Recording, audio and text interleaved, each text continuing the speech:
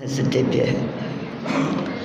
जिन स्वानुभूति से खीरी मम स्वानुभूति मदिगेरी श्री विमल धारा जैन श्रुत आनंद अमृत से भरी समता प्रभावती रागादि विकल्प तोड़ी के माँ सरस्वती प्रतिभाव वंदन दृष्टि निज में जोड़ी के दृष्टि निज में जोड़ी के। अपनी दृष्टि अपने साथ में जुड़ती है तब जाके धर्म होता है। द्रव्य की शुद्धता को पहचाने और उपयोग को उसमें तद्रूप करे तो धर्म होता है। पर्याय की अशुद्धता और पामरता की खबर भी हो और द्रव्य में मौजूद अनंत शक्तियों को पहचाने। जिन शक्तियों की चर्चा चल रही है ये शक्तियाँ कहीं बाहर में नहीं है, कहीं बाहर से नहीं आनी है। ये सब शक्तियाँ मुझ में हैं और मुझे अपनी उन शक्तियों को पहचानना है। पहचानना मात्र है, पहचान होते ही काम हो जाता है। सच में पर पदार्थों में न तो कोई ग्रहण होता है, न त्याग होता है, न कुछ करने धरने का होता है। तो अपने में तो करना धरना होता होगा ना, कि अपने में क्या करेगा जानना मात्र है।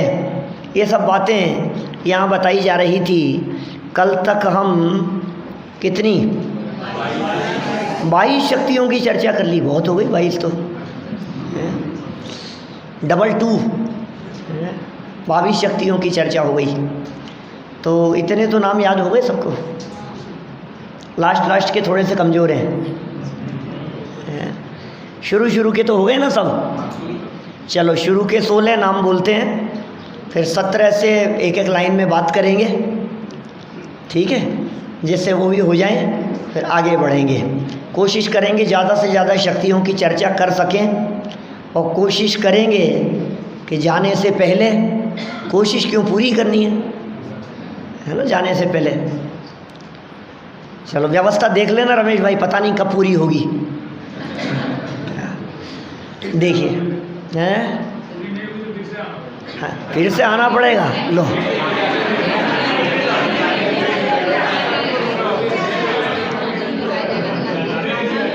जाने देंगे। चलो देखते हैं, फिर से आने की बात कह दी है तो अभी पूरी कर जाएं तो अच्छा है।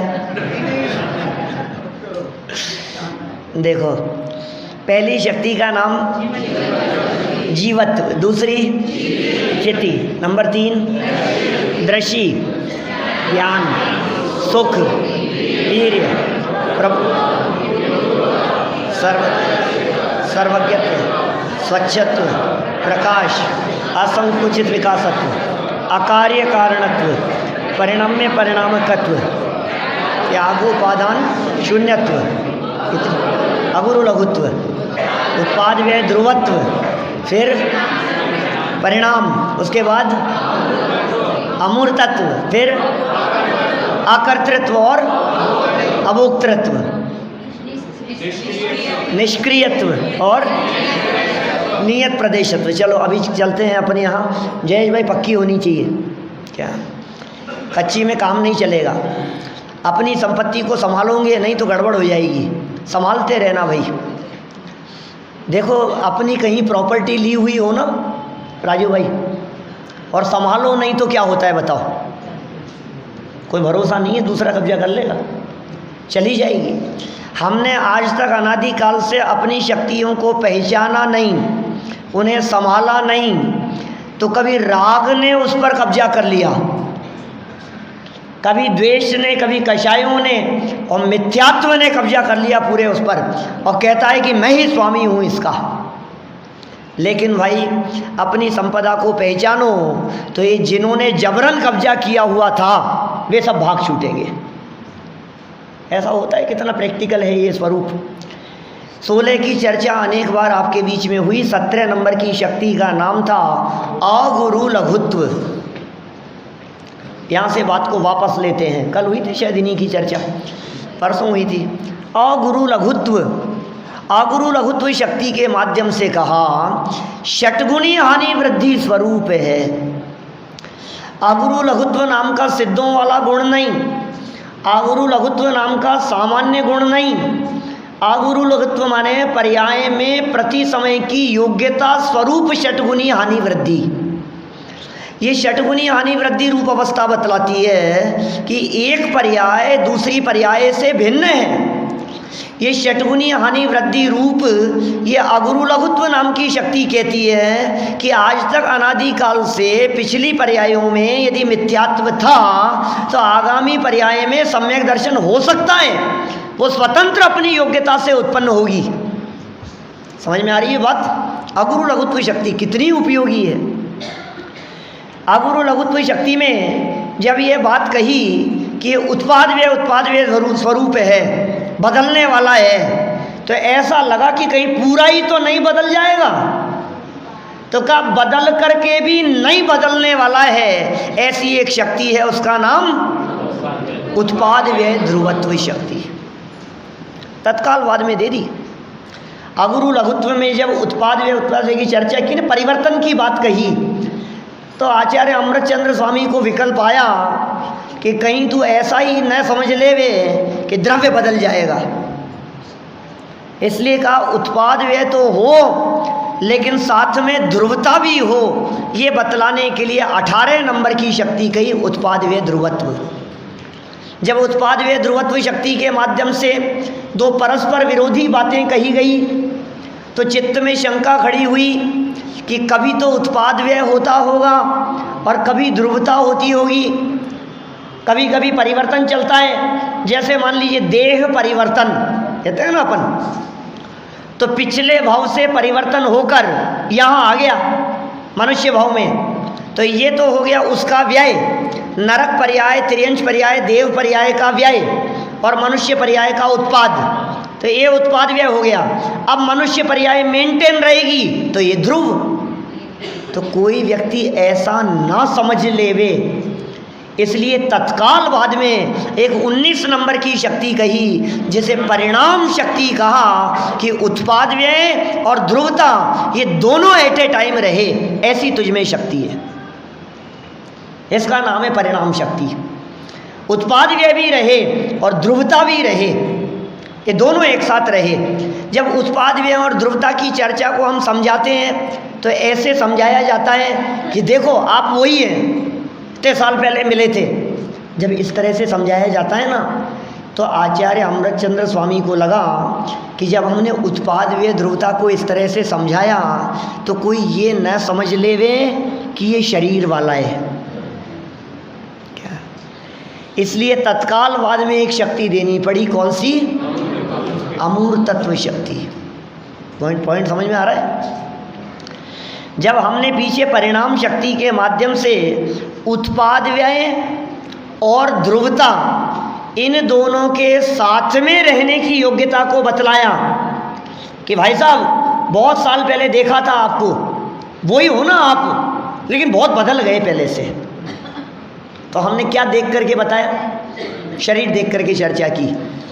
कोई व्यक्ति ऐसा भ्रमित न हो जाए कि ये शरीर वाली कुछ चर्चा हो रही है तो तुरंत अमूर्तिक कह करके कह दिया भैया कि सुन, तू तो अमूर्तिक प्रदेशों का पुंज है, तू तो अस्पर्श स्वभावी है, तू तो अरस है, तू तो अगंध है, तू तो स्पर्श रस गंध वर्ण से भिन्न है, तू चर्म चक्षुओं से दिखाई देने वाला तत्व नहीं है। ये अमूर्त तत्व शक्ति के माध्यम से कहा गया। जब अमूर्त तत्व की बात कही गई तो पर पदार्थों से सर्व प्रकार का संबंध टूट गया। क्या ये नहीं है, शरीर आदि रूप नहीं है। तो ये कहता है कि शरीर आदि तो मैं नहीं हूँ, परद्रव्य तो मैं नहीं हूँ, लेकिन परद्रव्य से होने वाला राग तो मैं करता हूँ, शरीर तो नहीं हूँ। यहाँ तक की चर्चा हुई अमूर्त तत्व में। तुरंत प्रश्न खड़ा हो गया कि साहब राग तो करता हूँ ना मैं, शरीर के प्रति। तो कहा तू शरीर के प्रति होने वाले राग का भी कर्ता नहीं है। ये राग के अकर्तृत्व की चर्चा ये यहाँ अकर्तृत्व नाम की शक्ति में की गई। कितनी महत्वपूर्ण बात है। अकर्तृत्व कहते ही हमारे को दुनिया का अकर्तापन दिखाई देता है, लेकिन यहाँ मोह कर्म के उदय से होने वाला जो राग है तू उसका अकर्ता है। ये राग के अकर्तापन की बात कही। तो कहा साहब कोई बात नहीं, मैं राग का अकर्ता तो हूँ, लेकिन राग होता तो है ना भाई साहब, तो मैं उसको भोगता तो हूँ। कषाय हो तो रही है, विकार होता तो है, मैंने भले ही नहीं किया हो, लेकिन जो भी हो रहा है मैं उसको भोगता तो हूँ। तो तुरंत कहा कि नहीं नहीं, तू विकार को भोगने वाला भी नहीं है। तो कौन सी शक्ति कही? अभोक्तृत्व नाम की शक्ति कही। तो फिर क्या करता हूँ साहब मैं? राग को करता नहीं हूँ, राग आदि परिणामों को भोगता नहीं हूँ, तो जानता तो हूँ मैं क्या? माने ये सब आप कह रहे हो कि ये करता नहीं हूँ, भोगता नहीं हूँ, लेकिन ये राग और मोह आदि के जब परिणाम होते हैं तो विचलित हो जाता हूँ मैं। आप कह तो रहे हो करता भी नहीं हूँ, भोगता भी नहीं हूँ, लेकिन मैं बहुत विचलित हो जाता हूँ। तो आचार्य देव को कहना पड़ा कि तू विचलित न होवे ऐसी तेरे में एक शक्ति है, उसका नाम क्या है? निष्क्रियत्व शक्ति। क्या किससे क्या बात जुड़ रही है? देखो आप, व्यवस्थित चिंतन आगे आगे उत्तर उत्तर बढ़ता चला जा रहा है। जब यह बात कही कि ये शरीर तू नहीं है, तू शरीर से भिन्न एक चैतन्य तत्व है, ऐसी अमूर्तिक शक्ति में बात कही, तो इसने कहा कोई बात नहीं, शरीर मैं नहीं हूँ लेकिन मेरा तो है। क्या? इसके प्रति राग की बात कही। बोले ज्ञानी राग का भी कर्ता नहीं होता। राग होता है लेकिन ज्ञानी के राग का कर्तृत्व नहीं होता। कि कोई बात नहीं, कर्तृत्व नहीं है तो भोगता तो है कि नहीं, राग के फल को भोगता भी नहीं है, तो राग को भोगने वाला भी नहीं है। अज्ञानी जीव पर पदार्थों का कर्ता भी मानता है और उन्हें भोगने वाला भी मानता है। यहाँ आचार्य देव कह रहे हैं ना तो तू करता है और ना तू भोगता है। कि क्या बात कह रहे हो आप? करता भी नहीं हूँ और भोगता भी नहीं हूँ। इतनी जब बात यहाँ कह दी गई कि तू तो ज्ञाता मात्र है, कर्ता और भोक्ता दोनों नहीं है, ज्ञातृत्व मात्र है, और ये ज्ञातृत्व से भिन्न परिणाम है। कल चर्चा की थी ना अपन ने अकर्तृत्व और अभोक्तृत्व के संदर्भ में। बोले कर्ता भोक्तापन तो नहीं है लेकिन ज्ञातापन है। यह बात अकर्तृत्व और अभोक्तृत्व शक्ति में गई। चिरन भाई उपयोग एकाग्र करके समझना। सुरेश भाई, अकर्तृत्व और अभोक्तृत्व शक्ति में राग का कर्ता नहीं हूँ और राग का भोगता नहीं हूँ, मैं तो मात्र उसका ज्ञाता हूँ। इतनी बात कही। ठीक है। जैसे ही ज्ञाता कहा तो इसने कहा हाँ, तभी समझ में आया मेरे को कि राग का कर्ता भोगता भले ही नहीं हूँ, लेकिन जैसे ही जानता हूँ ना वैसे ही विचलित हो जाता हूँ। राग जैसे ही होता है और जैसे ही परिणाम उस रूप परिणमित होते हुए दिखाई देते हैं, मैं विचलित हो जाता हूँ। बोले तेरे में एक ऐसी शक्ति है जिससे तू विचलित ना हो, निष्कंप बना रहे, उस शक्ति का नाम है निष्क्रियत्व शक्ति। क्या? अविचलित स्वरूप, विचलित नहीं हो, चलायमान नहीं हो, ऐसी एक शक्ति कही गई। देखो यहाँ शब्द दिए हैं इस शक्ति के लिए। 23 नंबर की शक्ति पढ़ते हैं। समस्त कर्मों के उपरम से प्रवृत्त आत्म प्रदेशों की निस्पंदता स्वरूप निष्क्रियत्व शक्ति। निस्पंदता स्वरूप है, परिस्पंदन नहीं है आत्म प्रदेशों में, निस्पंद स्वरूप। इस निष्क्रियत्व शक्ति में क्षेत्र से क्षेत्रांतर रूप क्रिया नहीं है, इधर से उधर गमन रूप क्रिया नहीं है, परिवर्तन रूप क्रिया नहीं है, उसकी चर्चा नहीं है यहाँ। यहाँ निष्क्रियत्व शक्ति में आत्म प्रदेशों की जो योग चंचलता रूप क्रिया होती है, उस क्रिया, उस परिस्पंदन से तू रहित होवे, ऐसी शक्ति तेरे में है। आप सोचिए, यदि ये निष्क्रियत्व नाम की शक्ति नहीं होती तो सिद्धालय में जाकर के भी कंपन होता रहता। क्या माने अयोग शक्ति है ये। निष्क्रियत्व शक्ति को दूसरे शब्दों में कह सकते हैं अयोग शक्ति। चंचलता नहीं होगी, प्रदेश विचलित नहीं होंगे। जब इतनी बात यहाँ निष्क्रियत्व शक्ति के माध्यम से कह दी गई, पीछे से यदि इसको जोड़ें अपन, देखो राग का कर्ता नहीं, राग द्वेष काम क्रोध आदि का भोगता नहीं। जब ये दो बातें कही थी तो उसमें यहाँ मोह कर्म की चर्चा की थी। आपको पता है पीछे जो ये परिभाषा दी इन्होंने, उसमें क्या कहा था? समस्त कर्मों के द्वारा किए जाने वाले ज्ञातृत्व परिणाम, जो परिणाम उसके उपरम होता है, इससे ये बात कही थी ना पीछे।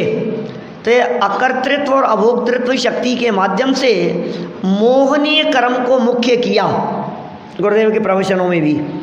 माने मोहनीय कर्म तो उसका कर्ता नहीं, उसका भोगता नहीं, ये बात हुई। और यहाँ आगे चल करके जब निष्क्रियत्व की चर्चा की तो ऐसा कह सकते हैं हम कि बाकी कर्मों के अभाव में जो शक्ति प्रकट हो उसका नाम है निष्क्रियत्व। ऐसा भी कह सकते हैं ज्ञानावरण, दर्शनावरण, मोहनीय और अंतराय कर्म के अभाव स्वरूप ज्ञातृत्व भाव को लिए हुए अकर्तृत्व और अभोक्तृत्व शक्ति थी। क्या कहा निखिल भाई? ज्ञानावरण, दर्शनावरण, मोहनीय, अंतराय, इन घातिया कर्मों के अभाव को लिए हुए अकर्तृत्व और अभोक्तृत्व नाम की शक्ति थी। क्योंकि जो बाकी के जो कर्म हैं, वेदनी, आयु, नाम और गोत्र, उनमें अकर्तृत्व और अभोक्तृत्व की बात नहीं आ सकती है, क्योंकि वो जीव का परिणाम ही नहीं है। नाम कर्म के अभाव से शरीर, नाम कर्म शरीर संबंधी, नाम कर्म के निमित्त से शरीर की संरचना, गोत्र कर्म के निमित्त से उच्च कुल और नीच कुल, वेदनी कर्म के उदय के निमित्त से संयोग, और आयु कर्म के निमित्त से उस शरीर में रहने योग रूप योग्यता। तो ये जो चार कर्म हैं अघातिया कर्म, ये सब पुद्गल से संबंध रखने वाले हैं। घातिया कर्म तो जीव के अनुजीवी गुणों का घात करते हैं, और अघातिया कर्मों का फल बाहर में आता हुआ दिखाई देता है परद्रव्य में। और अकर्तृत्व और अभोक्तृत्व नाम की शक्तियों में पर के कर्ता भोक्तापन का निषेध किया। इसका मतलब अघातिया कर्मों से इसका संबंध नहीं है अकर्तृत्व और अभोक्तृत्व नाम की शक्ति में। ख्याल में आ रही है सब? तो फिर ये जो आगे जो ये शक्ति थी निष्क्रियत्व नाम की शक्ति, बोले निष्क्रियत्व शक्ति अघातिया कर्मों के अभाव में प्रकट होती है। क्या ये वहां जाकर के निश्चल हो जाता है ना, सिद्ध दशा में जाकर इस निष्क्रियत्व शक्ति की पूर्ण व्यक्ति होती है, अचल हो जाता है, चलायमान नहीं होगा, प्रदेशों में चंचलता नहीं होगी, प्रदेश निष्कंप हो जाएंगे। योग चांचल्य हुआ अविरुद्ध, जुगल जी बाबू जी की पूजन में है ना, योगों की चंचलता रुक गई। ये निष्कंप शक्ति है, ये निष्क्रियत्व नाम की शक्ति। अब देखो, जैसे ही निष्क्रियत्व शक्ति में इतनी बात कही, अब शिष्य सामने से कहता है कि साहब आप कह तो रहे हो, लेकिन हमने शास्त्रों में ऐसा पढ़ा सुना है कि आत्मा के प्रदेश कम ज़्यादा होते रहते हैं, संकोच विस्तार होता रहता है। क्या आपने तो कह दिया निष्कंप है, लेकिन हमने शास्त्रों में ऐसा पढ़ा है कि आत्मा के प्रदेशों में कभी चींटी के शरीर में, कभी हाथी के शरीर में ऐसा बदलता रहता है ना, अलग अलग रूपों में होता रहता है। और ऐसा भी सुना है हमने कि आत्मा के प्रदेश निरंतर घूमते रहते हैं। तुम कह रहे हो निष्कंप है, निष्क्रियत्व शक्ति है। तो आचार्य देव को तुरंत एक और शक्ति देनी पड़ी, नियत प्रदेशत्व शक्ति। क्या क्या शक्ति है? बड़ी गजब की चर्चा है। नियत प्रदेशत्व नाम की शक्ति। ये नियत प्रदेशत्व क्या है? नियत कह करके क्या कहना चाहते हैं यहाँ पर? देखो पढ़ो जरा, बहुत लंबी व्याख्या है इसकी, थोड़ी 4 लाइन में है जो अनादि संसार से लेकर संकोच विस्तार से लक्षित है। अनादि काल से तो संकोच विस्तार होता रहा है। और जो चरम शरीर के परिमाण से, तो टोडरमल जी ने जिसके लिए लिखा किंचित न्यून पुरुषाकार, तो चरम शरीर के परिमाण से कुछ न्यून परिमाण से अवस्थित होता है, ऐसा लोकाकाश के माप जितना माप वाला आत्म अवयवत्व जिसका लक्षण है, ऐसी नियत प्रदेशत्व शक्ति है। आत्मा के लोक प्रमाण असंख्य प्रदेश नियत ही हैं। वे प्रदेश संसार अवस्था में संकोच विस्तार को प्राप्त होते हैं और मोक्ष अवस्था में चरम शरीर से कुछ कम परिमाण में स्थित रहते हैं। कुछ समझ में आया क्या आपके आत्मा के प्रदेशों के संदर्भ में कुछ बात? नियत शब्द का अर्थ होता है निश्चित। नियत शब्द तो गुरुदेव बहुत बोलते थे, नियत है, नियत है, पर्यायों की नियमितता के संदर्भ में नियत है, एक एक पर्याय नियत। नियत माने निश्चित। प्रदेशों का नियतपना कह करके ये कह रहे हैं प्रदेशों में कम ज़्यादापना नहीं होता, प्रदेशों में कम ज़्यादापना नहीं होता। क्या आत्मा के प्रदेश हैं कितने भैया? लोक प्रमाण असंख्यात, माने आत्मा के प्रदेशों की एक्चुअल संख्या जो असंख्यात कही जाती है, उस असंख्यात का वास्तविक अर्थ संपूर्ण लोक में आत्मा के प्रदेश फैले तो एक एक आत्मा का प्रदेश लोकाकाश के एक एक प्रदेश पर हो। क्या इतना बड़ा हूँ मैं? अपने आप को कमज़ोर नहीं समझना। आपको पता है मैं कितना विशाल तत्व हूँ, मैं कितना बड़ा तत्व हूँ। मेरे प्रदेश कितने हैं? बोले जितने लोकाकाश के प्रदेश हैं उससे एक प्रदेश भी कम नहीं है और उससे एक प्रदेश भी ज़्यादा नहीं है। वस्तु स्वरूप समझा रहे हैं, वस्तु समझा रहे हैं। आत्मा को समझाने की ठानी थी अमृत चंद्राचार्य देव ने कि इन शक्तियों के माध्यम से तुझे आत्मा समझाता हूँ। पावर्स के माध्यम से आप क्या समझाते हैं बताओ? शक्तियों के माध्यम से क्या समझाते हैं? किसी व्यक्ति की पावर बतला करके आप क्या बतलाना चाहते हैं? उसका परिचय ही तो करा रहे हैं। आपको पता है साहब ये कौन है, इनकी कितनी चलती है, तो ये कह करके क्या कह रहे हो आप? उस व्यक्ति का परिचय करा रहे हो। व्यक्ति की महिमा और व्यक्ति का परिचय उसकी पावर्स से आता है, तो आत्मा का परिचय आत्मा की शक्तियों को जानने से आता है। तो शक्तियों के माध्यम से आत्मा का परिचय करा रहे हैं। आत्म स्वरूप कैसा है, आत्मा कैसा है, आत्मा की साइज कितनी है ये बताओ। साइज कितनी है आत्मा की? शेरन भाई आपके आत्मा की साइज कितनी है? 5 फीट 8 इंच लोक प्रमाण है।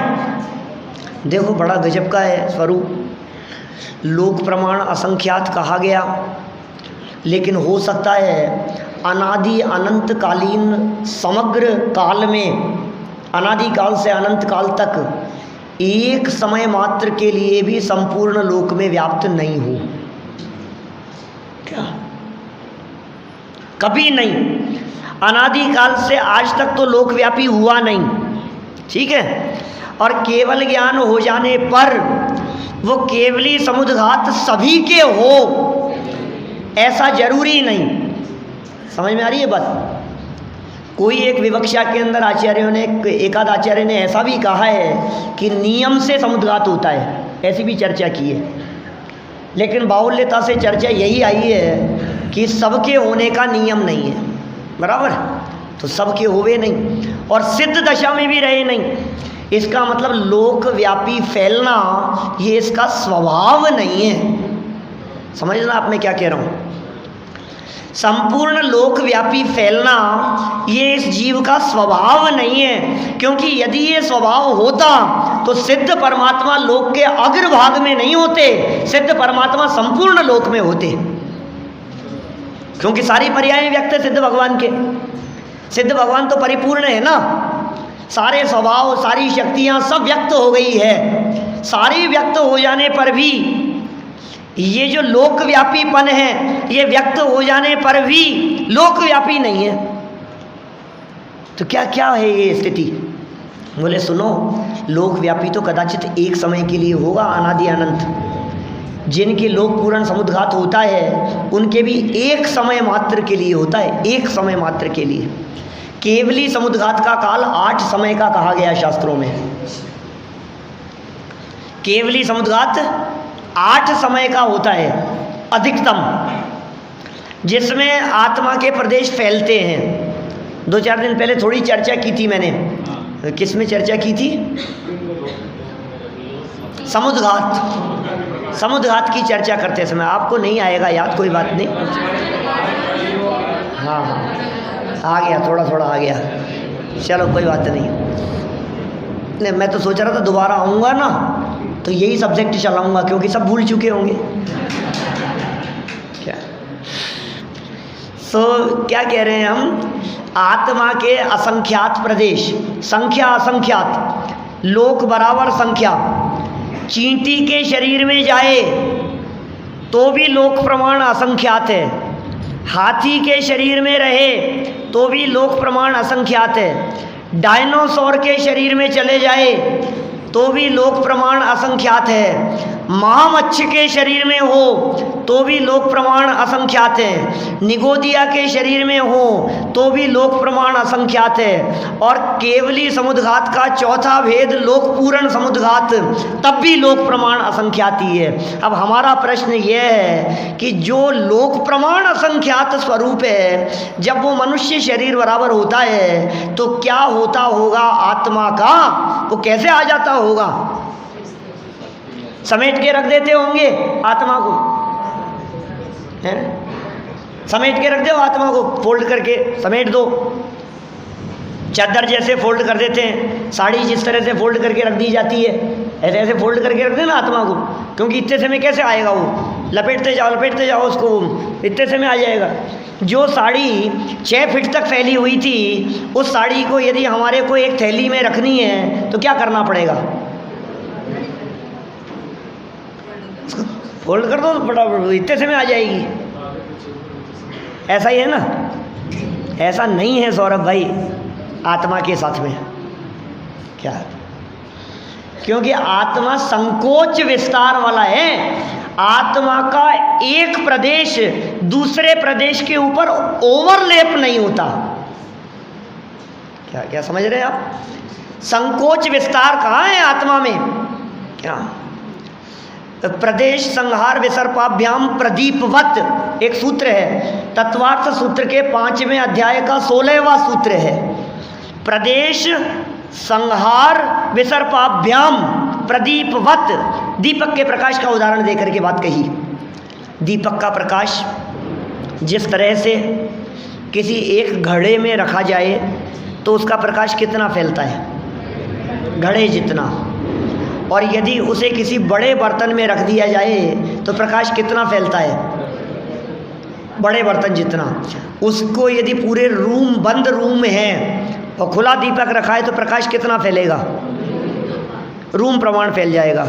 घड़े में हो तो घड़े के आकार जैसा, उसके ऊपर गिलास रखा हुआ हो तो उसका प्रकाश गिलास के आकार का, कमरे में खुला हुआ हो तो उसका प्रकाश कमरे के आकार का कमरे में फैला हुआ। इसी तरह से जिस शरीर में ये आत्मा होता है उस शरीर प्रमाण फैला हुआ होता है। असमूहदो व्यवहारो निश्चय नैदो असंख्य देशो वा, गाथा है ना द्रव्य संग्रह की। अणु गुरु देह पमाणु उपसंगारप्प सप्पदो चेदा, असमूहदो व्यवहारो निश्चय नैदो असंख्य देशो वा। सुनिए आपने, गाथा द्रव्य संग्रह की गाथा है, मूल गाथा। योग सार तो गुरुदेव के प्रवचन सुने होंगे। योग सार की 24 नंबर की गाथा है। योग सार में व्यवहार देह प्रमाण और परमार्थ लोक प्रमाण है। व्यवहार से देह प्रमाण, परमार्थ से लोक प्रमाण। व्यवहार देह प्रमाण और परमार्थ लोक प्रमाण है, यह जान कर हे भव्य जन निज आत्मा को जान लो। आत्मा को जानने की विधि, आत्मा कैसा है, आत्मा का स्वरूप बतलाया जा रहा है। बोले स्वदेह परिमाण है।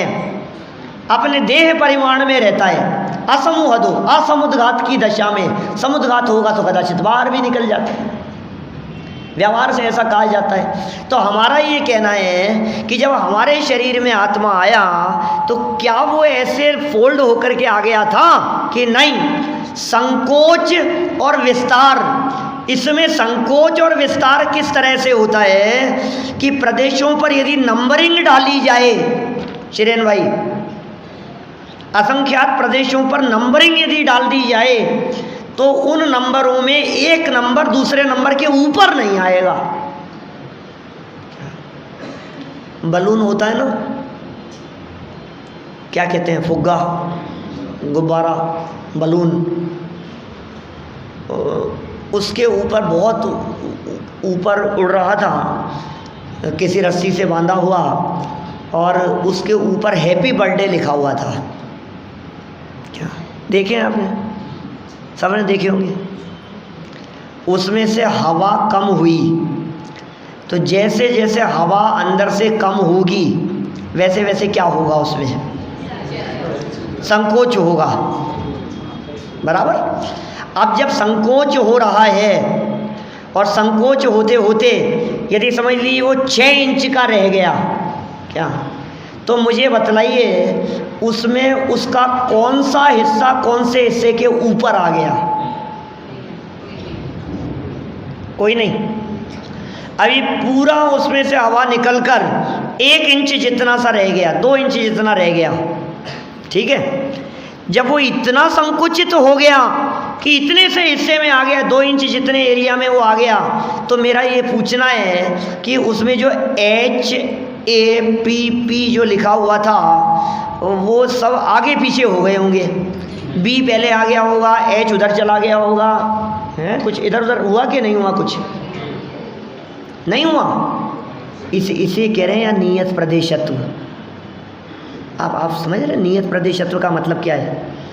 जो प्रदेश जिस प्रदेश के साथ में जहाँ अवस्थित है वो प्रदेश उसी प्रदेश के साथ में अनादि अनंत रहे, संख्या जितनी है उतनी ही रहे, प्रदेशों की संख्या में कम ज़्यादापना नहीं हो, चाहे छोटे शरीर में रहे चाहे बड़े शरीर में रहे, लेकिन फिर भी लोक प्रमाण असंख्यात प्रदेशी ही रहे। इसका नाम है नियत प्रदेशत्व। ख्याल में आ रही है क्या बात? कुछ क्या कह रहे हैं हम आपसे? आत्मा को कैसा समझा रहे हैं? आत्मा किस प्रकार का है? थोड़ा स्वरूप समझने का प्रयास करना। ये संकोच और ये विस्तार, जब संकोच होता है तो सिकुड़ता है, जब विस्तार होता है तो फैलता है। तो सिकुड़ना और फैलना रबड़ की तरह है, इसे संकोच विस्तार कहते हैं। कपड़े में संकोच विस्तार नहीं होता। आप कपड़े के उदाहरण से ऐसा समझें कि इसका विस्तार था, हमने इसका संकोच कर दिया, ऐसा नहीं होता। संकोच विस्तार का अर्थ क्या है? फैलना, सिकुड़ना, प्लास्टिक की तरह, रबड़ की तरह, बलून की तरह, ये विस्तार और ये संकोच। अब देखो गजब की बात, जब आत्मा के प्रदेश पूरे लोकाकाश में व्याप्त हों तो एक एक पर एक एक होता है, बराबर। अब जब संकोच हो जाता होगा तो आत्मा कितने प्रदेशों पर आता होगा? किंजल भाई बोलो। जब आत्मा का विस्तार होता है तो पूरे लोकाकाश में फैल गया। जब लोकाकाश में फैला तो एक प्रदेश पर एक प्रदेश है, ऐसे जितने लोकाकाश के उसके ऊपर ठीक ऐसे ऐसे आत्मा, एक प्रदेश पर एक एक। लेकिन जब संकोच हुआ तो ये तो आकाश था और ऊपर आत्मा था, तो ये संकोच होकर के इतने से में रह गया। अब हमारा प्रश्न ये है कि ये संकोच होकर क्या आत्मा एक प्रदेश पे आ जाएगा? शरीर प्रमाण तो हो गया, लेकिन शरीर तो निगोदिया का भी है ना। सुई की नोक जितने एरिया पर भी आ गया है ना। सुई की नोक जितने एरिया में अनंत आ गए हैं जीव। अब सोचो आप, वो कितना सा हिस्सा सूक्ष्म निगोदिया जीव, अब वो आकाश के कितने हिस्से में है? वो आत्मा आकाश के कितने प्रदेश चाहिए? मेरा यह कहना है कि यदि वो आत्मा सिकुड़कर आकाश के एक प्रदेश पर आ जावे तो आत्मा असंख्यात प्रदेशी न होकर के एक प्रदेशी हो जाए। देखो भाई, बात थोड़ी सी गंभीर चलती है क्या, आगे सरल भी आएगी बात, लेकिन वस्तु स्वरूप है। एक बार वस्तु स्वरूप समझने का प्रयास करना, आत्मा क्या है और आत्मा का स्वरूप किस तरह का है। क्षेत्र की अपेक्षा से आत्मा को समझाया जा रहा है। मैंने एक दिन कही थी आपसे, द्रव्य, क्षेत्र, काल और भाव के माध्यम से आत्मा के स्वरूप को यहाँ इन 47 शक्तियों में समझाया गया है। ये जो नियत प्रदेशत्व नाम की शक्ति की चर्चा चल रही है, ये क्षेत्र अपेक्षा से आत्मा को समझाने की बात चल रही है। कंसेप्ट, क्योंकि दुनिया में सब तरह के लोग हैं। कोई तो अद्वैत मानता है, विश्वव्यापी मानता है, कोई अंश मात्र मानता है, कोई ब्रह्म के अंश मात्र मानता है। तो दुनिया में कितने कितने मतांतर हैं। कोई कहता है इतने से में है, कोई कहता है कि नहीं नहीं पूरे में नहीं है, बस ये यहाँ है।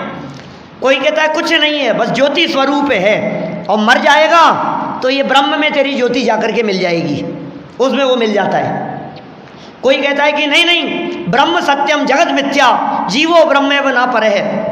अद्वैत ब्रह्म वाले कहते हैं सारा जगत ब्रह्ममय है, तुझ में, मुझ में, खड़ग में, खम्भ में, सब में ब्रह्म व्याप्त है। ऐसा एक ब्रह्म, अद्वैत ब्रह्म की चर्चा करते हैं। तो दुनिया में इस आत्मा के स्वरूप की बातें तो सब करते हैं, लेकिन आत्मा का स्वरूप क्या है वो बराबर नहीं जानते।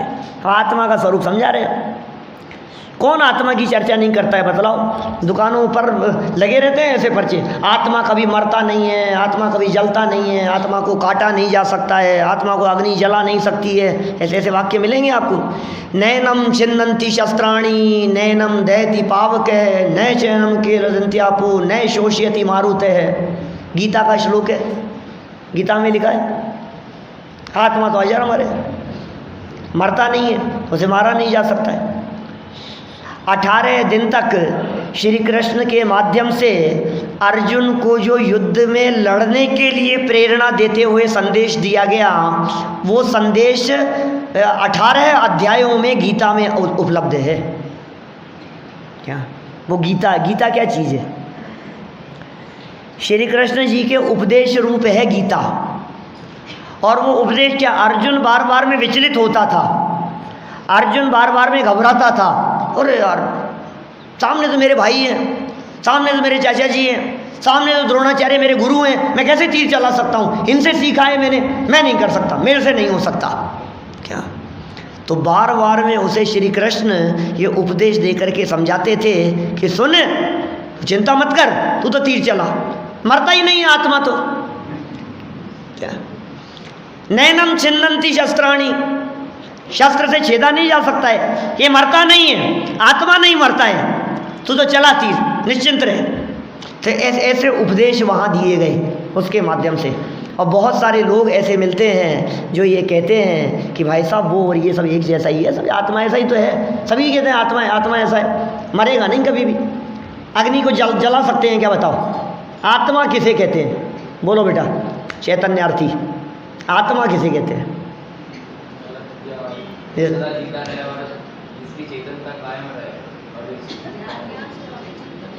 इधर इधर से आया सही जवाब।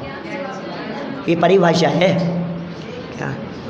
परिभाषा आती है कि नहीं? आत्मा किसे कहते हैं? वीतराग विज्ञान पाठमाला पढ़ना पड़ेगा, बालबोध वीतराग विज्ञान पाठमाला पढ़ो तो ख्याल में आएगी बात। आत्मा किसे कहते हैं? एक व्यक्ति आत्मा की चर्चा करते हुए 6 लाइनें 10 लाइनें लिखी, उसने एक पेज भर दिया पूरा कि आत्मा को हवा से उड़ाया नहीं जा सकता, आत्मा को जलाया नहीं जा सकता, आत्मा को गीला नहीं किया जा सकता, आत्मा को सुखाया नहीं जा सकता, आत्मा को काटा पीटा नहीं जा सकता है, आत्मा तो ऐसा ही है, शाश्वत है। ऐसी बातें उसमें लिख दी बहुत विस्तार से। और दूसरे व्यक्ति ने, दूसरे बालक ने सिर्फ 1 लाइन लिखी। बोलो नंबर किसको ज़्यादा मिलेंगे? 1 लाइन वाले को, क्योंकि तुमने जो ये वर्णन किया है ना, ये है आत्मा में, बात सच्ची है, लेकिन ये मात्र आत्मा नहीं है कैसा आत्मा ये बतलाओ। ज्ञान स्वभावी जीव तत्व को आत्मा कहते हैं। ये वीतराग विज्ञान पाठमाला की परिभाषा है। आत्मा किसे कहते हैं? ज्ञान स्वभावी जीव तत्व को आत्मा कहते हैं। कि साहब हमने इतनी बातें कही तो इसमें क्या प्रॉब्लम है? हमने इतनी जो बातें कही है इसमें दिक्कत क्या है? कटता नहीं है ना, सही तो है बात कि सुनो सुनो सुनो, तुम ये बात बिल्कुल सही नहीं है, तुम धोखे में मत रहना, ऐसा नहीं है आत्मा। हमने पूछा है कैसा है, आपने क्या जवाब दिया? ऐसा नहीं है। पॉइंट समझ में आ रहा है क्या? जैन दर्शन में और दूसरे दर्शनों में क्या फ़र्क है? यहाँ अस्थि से भी चर्चा करते हैं और वहाँ अकेले नास्ति से चर्चा करते हैं। सुनो भैया, कौन सी क्लास में हो? कौन सी क्लास में हो? 8th में हो? अरे यार, मैं तो बहुत सरल प्रश्न पूछने वाला था। 8th में हो। 2 + 2 कितने होते हैं? अब ये जो जवाब दे रहा है, इसके अलावा कितने जवाब ऐसे दिए जाएं कि 2 + 2 5 नहीं होते? बोलो, सही है कि गलत? सही है ना? 2 + 2 5 नहीं होते, सही जवाब है ना? बहुत बढ़िया। 2 + 2 6 भी नहीं होते। 2 + 2 7 भी नहीं होते। 2 + 2 3 भी नहीं होते।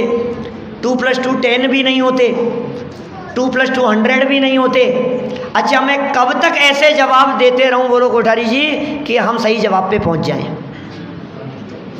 हैं? बोलो ध्रुविल, हैं?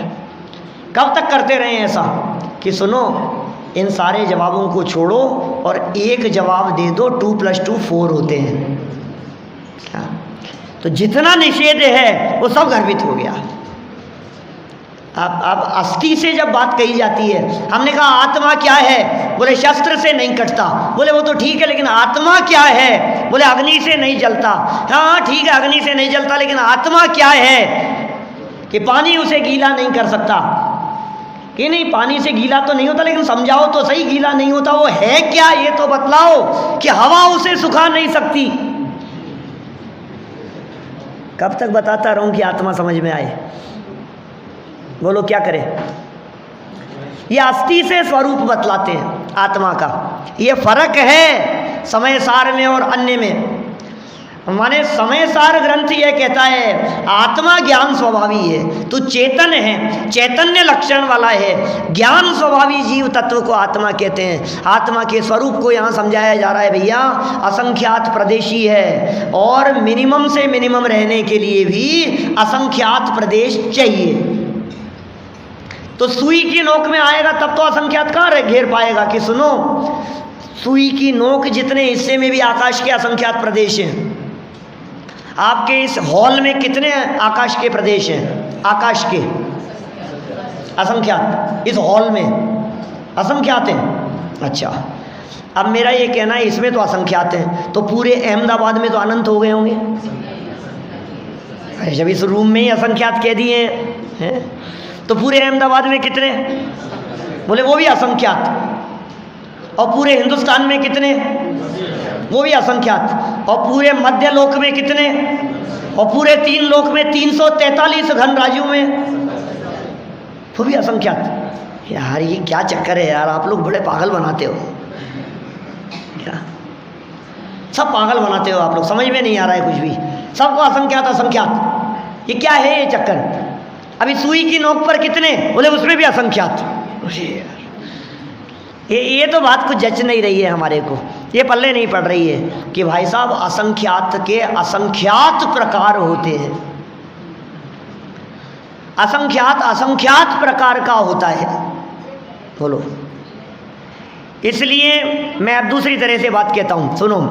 असंख्यात के असंख्यात प्रकार होते हैं, इसलिए जब आत्मा लोकपूर्ण समुद्घात की स्थिति में होता है तब तो आकाश के एक पर एक प्रदेश होते हैं, लेकिन जब आत्मा मनुष्य शरीर में, तिर्यंश शरीर में किसी शरीर प्रमाण होता है उस समय आकाश के एक एक प्रदेश पर आत्मा के असंख्यात प्रदेश आते हैं। सुनना, ध्यान से सुनना, घबराना नहीं, पूरा आत्मा नहीं। राजू भाई कुछ समझाने की कोशिश कर रहा हूँ मैं। मुझे मालूम है थोड़ा सा भारी हो रहा है, थोड़ा सा कठिन हो रहा होगा कुछ लोगों को। बहुत सारे लोग नए भी हैं ना, 10 लक्षण की सभा है। देखो, जब आत्मा छोटे से एरिया में आया, इस मोबाइल जितने से एरिया में आत्मा आया, तो आत्मा ने कितनी जगह घेरी? बोले असंख्यात। असंख्यात घेरी है, लेकिन आत्मा के प्रदेश क्या उतने ही असंख्यात हैं जितनी जगह घेरी है? निखिल भाई, 4 इंची जगह घेरी आत्मा ने, ठीक है? तो 4 इंची में जितने आकाश के प्रदेश हैं, क्या आत्मा के भी उतने ही प्रदेश हैं? नहीं, क्योंकि आत्मा के प्रदेश तो लोक प्रमाण है। आत्मा के प्रदेश तो लोक प्रमाण है। अभी आ गया है 4 इंची में, तो क्या होगा, कैसे आएगा कि आकाश के एक प्रदेश पर आत्मा के असंख्यात, आकाश के दूसरे प्रदेश पर भी उसी आत्मा के असंख्यात, आकाश के तीसरे प्रदेश पर भी उसी आत्मा के असंख्यात, चौथे प्रदेश पर भी उसी आत्मा के असंख्यात, 5वें पर भी उसी आत्मा के असंख्यात, ऐसे बढ़ते बढ़ते इन असंख्यात प्रदेशों पर जितने ये आकाश के प्रदेश हैं, उससे असंख्यात गुना बड़ा आत्मा आ जाता है। संकुचित होकर के आया ना। सुनो, अभी समझाता हूँ कौन से आत्मा, सभी की बात है। अभी तो लोकपूर्ण समुद्रघात के अंदर जो स्थिति बनेगी, वो तो रुचक प्रदेशों के ऊपर रुचक प्रदेश आने की स्थिति बनेगी।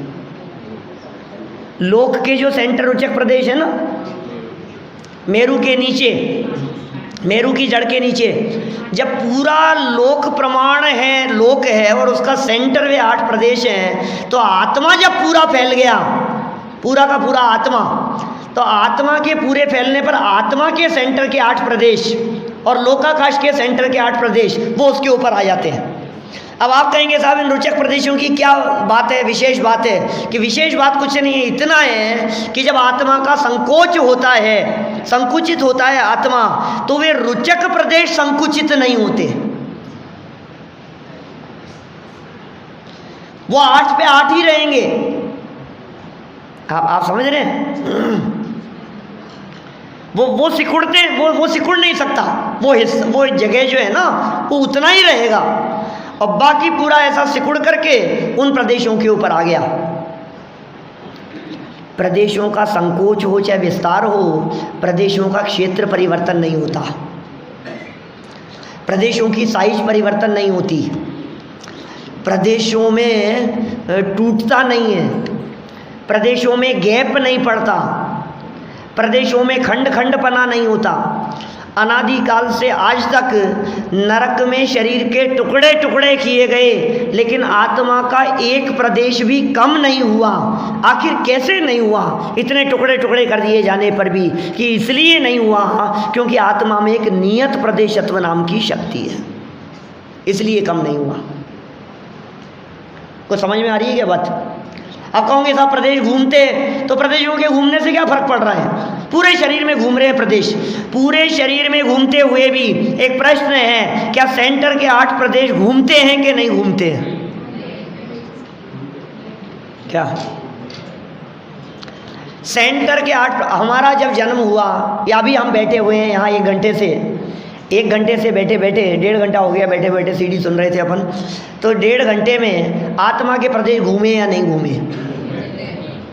घूमे हैं आत्मा के प्रदेश। तो जो रुचक प्रदेश हैं वो घूमे या नहीं घूमे?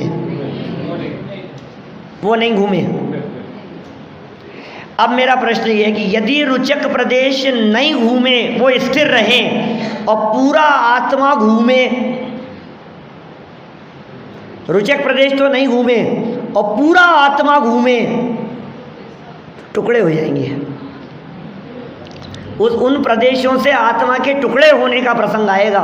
मैं आपसे पूछता हूँ, ये पंखा रुका हुआ है बराबर, इसमें एक बीच का गोल पार्ट है, 3 तरफ पंखुड़ियाँ हैं, थोड़ा सा इस पंखे को यहाँ से हिलाया हमने, चलाया।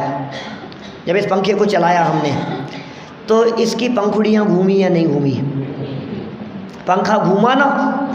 अब इसका जो सेंटर पार्ट था वो घूमा या नहीं घूमा?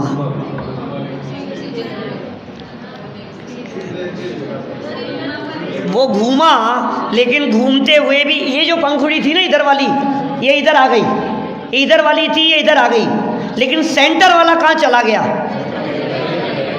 वो वहीं है, अपनी दूरी पर है। तो जो रुचक प्रदेश हैं वो रुचक प्रदेश अपने स्थान पर रहते हैं और पूरा आत्मा घूमता है। तो वो रुचक प्रदेश घूम रहे हैं कि नहीं? घूम तो रहे हैं, लेकिन घूमते हुए भी स्थान परिवर्तन उनका नहीं हो रहा है शरीर अपेक्षा से। ख्याल में आ रही है बात? तो ये जो रुचक प्रदेश हैं जिनका स्थान परिवर्तन नहीं हुआ है, इनकी हमारे को ऐसा लगता है कोई बहुत स्पेशल है। स्पेशल नहीं है, आत्मा के असंख्यात प्रदेशों जैसा ही प्रदेश है। हाँ हाँ, मेरी तरफ वाले तो दूसरी तरफ वाले तो ऐसे चार, तो ये 8 जो अपने में ऐसे ही अपनी जगह पे घूम रहे हैं, ऐसा कहना? वो अपनी जगह पर है, वो सेंटर ही रहेगा। माने जो भी सेंटर है ना, वो घूमने पर सेंटर नहीं बदल सकता। सेंटर की जगह पर ही है, 8 की जगह पर ही है, अपनी जगह पर है वे 8 प्रदेश। तो साहब उन 8 प्रदेशों का ध्यान करें। बोलो, 8 का नहीं करें? क्या बात कर रहे हो? 8 का ध्यान करेंगे तो बाकी आत्मा का क्या होगा? क्या अखंड आत्मा का ध्यान करना है कि खंड खंड आत्मा का ध्यान करना है? अखंड आत्मा का ध्यान करना है। यहाँ अखंड आत्मा की बात बतला रहे हैं ये क्या?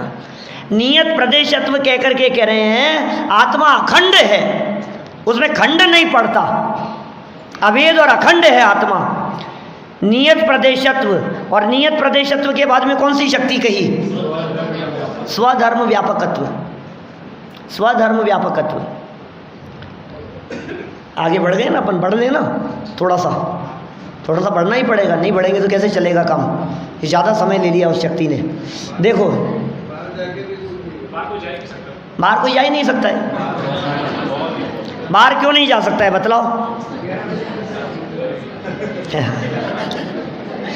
अरे अपने असंख्यात प्रदेशों से बाहर कैसे निकलोगे आप? बाहर निकल नहीं सकता है।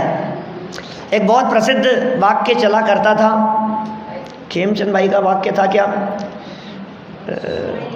प्रमाण में अटकना नहीं। लालचंद भाई,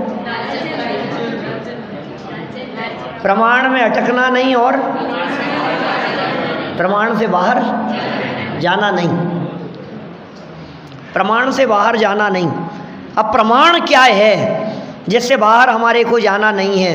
अपनी अपनी सीमा नक्की कर लो, अपनी मर्यादा में रहो भाई साहब, अपनी मर्यादा में रहो। समझते क्या हो तुम अपने आप को? कि सुनो, तुम कह रहे हो ना अपनी मर्यादा में रहो, मर्यादा पुरुषोत्तम हूँ मैं। क्या? मैं अपनी मर्यादा का उल्लंघन कभी नहीं करता। ये आत्मा अपने असंख्यात प्रदेशों रूपी मर्यादा का उल्लंघन कभी नहीं कर सकता। और पुरुष माने होता है आत्मा, और उत्तम पदार्थ तो मैं हूँ ही जगत का। मर्यादा में रहने वाला ये उत्तम पुरुष आत्मा, मैं मर्यादा पुरुषोत्तम हूँ।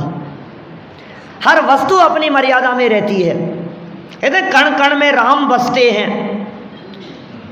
क्या क्या अर्थ है उसका? कण कण में राम बसते हैं। बोलो,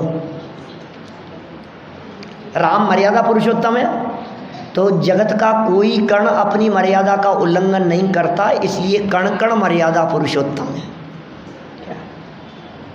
ये स्वरूप है। चलिए, इतनी बात कह देने के बाद हमारे दिमाग में क्या बात आएगी? कहाँ आ गए अपन? स्वधर्म व्यापकत्व। क्योंकि जब हमने असंकुचित, ये जो पीछे जो चर्चाएं की है नियत प्रदेशत्व की, निश्चित प्रदेश में रहते हैं, और ये कह दिया शरीर प्रमाण रहता है, संकोच विस्तार होता है, अणुगुरु देह प्रमाणों, सिद्ध दशा के अंदर किंचित न्यून शरीर प्रमाण रहेगा। बार बार में शरीर की बात। संसार दशा में प्राप्त शरीर प्रमाण, सिद्ध दशा में किंचित न्यून शरीर प्रमाण। जब इतना कहा तो ऐसा लगा कि आत्मा शरीर में व्याप्त होकर के रहता है।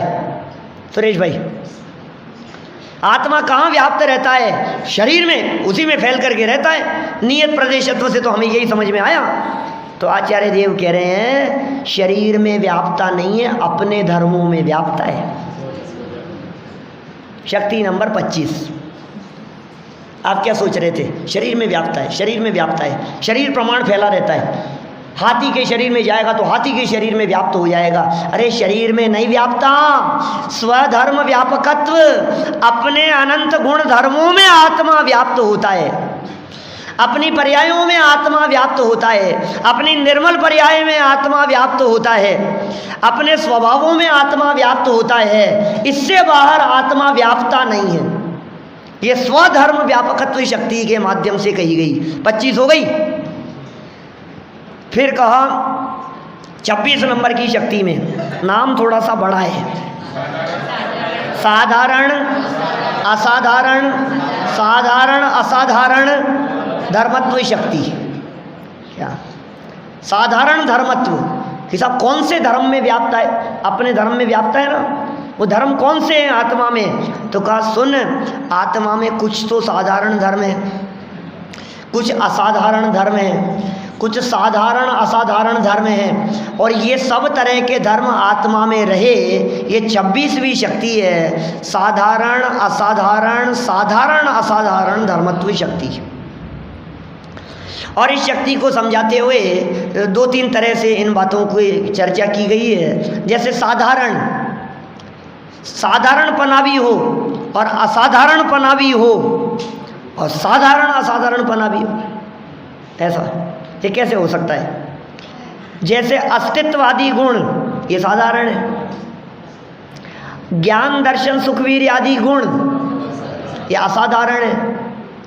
साधारण असाधारण। अब ये साधारण असाधारण क्या होगा? जैसे अमूर तत्व, अमूर तत्व नाम का गुण। यह अमूर तत्व कैसा गुण है? क्या कहा इस अमूर तत्व गुण के माध्यम से? कैसा है अमूर्तिकपना? साधारण है या असाधारण है? ये बताओ आप। तो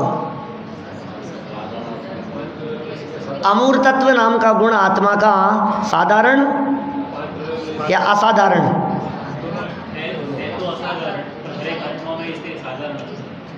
साधारण असाधारण दोनों है। क्यों? देखिए, असाधारण तो इसलिए है क्योंकि 6 द्रव्यों में नहीं है, इसलिए विशेष है। ये सामान्य गुण नहीं है, अमूर्तिक विशेष गुण है। असाधारण हो गया। लेकिन असाधारण होते हुए भी एक द्रव्य में नहीं है, 5 द्रव्यों में है, इसलिए साधारण है। ऐसी एक शक्ति की बात कर रहे हैं कि परस्पर इस तरह की जो शक्तियां हो, इन शक्तियों को धारण करने की योग्यता एक आत्मा में है। उस शक्ति का नाम है 26 नंबर की शक्ति, साधारण असाधारण, साधारण असाधारण धर्मत्व शक्ति। हिसाब ऐसी कितनी शक्तियां हैं आत्मा में? कितनी शक्तियां हैं ऐसी जिनकी तुम चर्चा कर रहे हो कि सुनो अनंत धर्म है आत्मा में। अनंत धर्मों को एक साथ धारण करने की शक्ति है अनंत धर्मत्व शक्ति। 27 नंबर, जहां अनंत धर्मत्व शक्ति की चर्चा की 27 नंबर की शक्ति में, वहां क्या कहा गया? आत्मा में ज्ञान है, आत्मा में दर्शन है, आत्मा में चारित्र है। बोलो क्या क्या शब्द दिए हैं यहाँ पर? अनंत धर्मत्व शक्ति में विलक्षण अनंत स्वभावों से भासित ऐसा एक भाव जिसका लक्षण है, यह अनंत धर्मत्व शक्ति है। विलक्षण अनेक भाव जिसमें गर्भित हैं, ज्ञान दर्शन सुख वीर्य चैतन्य आदि अनंत धर्म जिसमें गर्भित हैं, ऐसी एक शक्ति, अनंत धर्मों को एक में धारण करने की शक्ति, यह अनंत धर्मत्व शक्ति है। अनंत को टिकाना आसान भी तो नहीं है ना। आप अपने घर में कितने लोगों को ठहरा सकते हो? चिरन भाई कितने लोग ठहर सकते हैं आपके यहाँ? चैतन्य धाम में शिविर लगा रहे हैं अपन, कितने लोग ठहर सकते हैं? इस 600-700 लोग तो ठहर जाएंगे। राजू भाई कितने लोग ठहर जाएंगे? 600-700 लोग रुक जाएंगे। और 700 की जगह यदि 1400-1700 लोग आ गए तो कि नहीं ठहर पाएंगे। अब तुम आत्मा में गुण धर्म शक्तियां भरे जा रहे हो, आएगी कहाँ आत्मा में? क्या? यहाँ तो हमारे चैतन्य धाम में 700 से ज़्यादा नहीं आ सकते हैं और तुम 700 से ज़्यादा शक्तियों की बात कर रहे हो। आएगी कहाँ कि सुनो, 700, 7,000, 7 लाख, 7 करोड़, 7 मिलियन बिलियन की बात करो, इतना नहीं, अनंत शक्तियाँ भी एक साथ हो हैं, सबको एक साथ युगपत धारण करने की शक्ति है, उसका नाम है अनंत धर्मत्व शक्ति। कि साहब अनंत तो रह सकती है लेकिन विरोधी नहीं रह सकती। एक पार्टी के तो बैठ सकते हैं ना एक जगह पर, विरोधी पार्टी वाले कैसे आएंगे हमारे कार्यालय में? हमारे अपने भाई देखो, हम इनको रूम में जगह तो दे सकते हैं लेकिन मैं सिर्फ अपने रूम में उसको ही ठहरा सकता हूं जो मेरा समर्थक हो। मैं अपने विरोधी व्यक्ति को अपने साथ में नहीं ठहरा पाऊंगा। बस इतना आप देख लेना। मुझे रूम शेयर करने में कोई ऐतराज़ नहीं है, लेकिन कहीं आप मेरे दुश्मन को मेरे साथ में ठहरा दो तो ये नहीं चलेगा। तो आचार्य देव एक और शक्ति कह रहे हैं, कौन से नंबर की? 28 नंबर की शक्ति, विरुद्ध धर्मत्व शक्ति। बोले सुनो, परस्पर विरोधी प्रतीत भी यदि होते हों तो भी वे एक साथ एक आत्मा में एट ए टाइम रह सके, ऐसी एक शक्ति है, उसका नाम विरुद्ध धर्मत्व शक्ति है। विरोधी धर्म एक साथ रह सके, नित्यता जहाँ है वहाँ अनित्यता भी रह सके, एक पना जहाँ है वहाँ अनेक पना भी रह सके, अस्थिपना जहाँ है वहाँ नास्तिपना भी रह सके, जहाँ भेद है वहाँ अभेद भी रह सके, जहाँ सामान्य है वहाँ विशेष भी रह सके। कि यार कैसे रह सकते हैं, आखिर कैसे रहेंगे? 36 का आंकड़ा दिख रहा है, एक का मुँह इधर है और एक का इधर है, कैसे रहेंगे? आप गलत फहमी में हो। 36 का आंकड़ा नहीं है भाई साहब, इनमें 63 का आंकड़ा है। कुछ फर्क समझ में आया क्या राजू भाई? 36 का आंकड़ा ऐसा और 63 का आंकड़ा ऐसा। दो शत्रुओं के मुख, दो दुश्मनों के, एक का मुंह पूर्व में होता है और दूसरे का मुंह पश्चिम में होता है, दुश्मनों का। लेकिन जो दो मित्र होते हैं ना, आमने सामने खड़े होके बात कर रहे होते हैं, तब भी एक का मुंह पूर्व में और दूसरे का पश्चिम में होता है। समझ में आ रही है बात? माने शत्रुता में तो विपरीत दिशाओं में मुंह होते ही हैं, मित्रता में भी विपरीत दिशाओं में मुख होते हैं। ये जो परस्पर विरोधी दिखाई दे रहे हैं, इनके मुंह विपरीत दिशा में तो हैं, लेकिन मित्रत्व को लिए हुए विपरीत दिशा में है और एक साथ धारण करने की शक्ति है। इस शक्ति का नाम है विरुद्ध धर्मत्व शक्ति। अरे भाई साहब, कैसी कैसी शक्तियां हैं। आगे तो ऐसी शक्तियों की चर्चा आएगी कि आपको इतना मज़ा आएगा, इतना मज़ा आएगा कि यार ऐसी भी शक्ति है हमारे में, हम तो सोच भी नहीं सकते थे। उन सब शक्तियों की चर्चा हम करेंगे, अवश्य करेंगे, अवश्य पूरी करेंगे। कल और आगे बढ़ेंगे। अभी की बात को यहीं विराम देते हैं।